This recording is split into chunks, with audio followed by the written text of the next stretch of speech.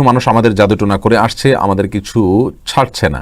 এদের কারণে আমরা অনেক ক্ষতিগ্রস্ত। কি করব বুঝতে পারছি না। ভাই জুয়েল আহমদ, কিছু মানুষ আপনাদের জাদুটোনা করছেন। আপনি জাদুটোনা থেকে বাঁচার জন্য সূরা ইখলাস, সূরা ফালাক, সূরা নাস 3-3 বার করে সকালে, 3-3 বার সন্ধ্যায় পড়বেন এবং অন্য সময় পড়বেন। আজওয়া খেজুর 7টা করে প্রতিদিন সকালে খাবেন, জাদুটোনা কোনো ক্ষতি করতে পারবে না, বুখারী হাদিসে রয়েছে।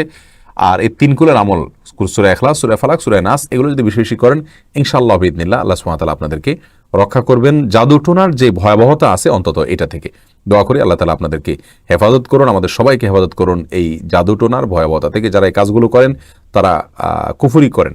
ইসলামের শরীয়তের দৃষ্টিকোণ থেকে জাদুকরের জন্য যে শাস্তি দণ্ড রাখা হয়েছে সেটি হলো মৃত্যুদণ্ড। ভয়াবহভাবে তাকে শাস্তি দেওয়ার কথা বলা হয়েছে। বিধায় এই জঘন্য কাজ যারা করে আল্লাহ তাদেরকে হেদায়েত দান করুক। আর আপনাদের উচিত হবে আমলগুলো করা। এর বাইরে রুকিয়া শরঈয়া বা ইসলামী কোরআন সুন্নাহ পদ্ধতিতে যারা ঝাড়ফুঁক করেন তাদের শরণাপন্ন আপনি হতে পারেন।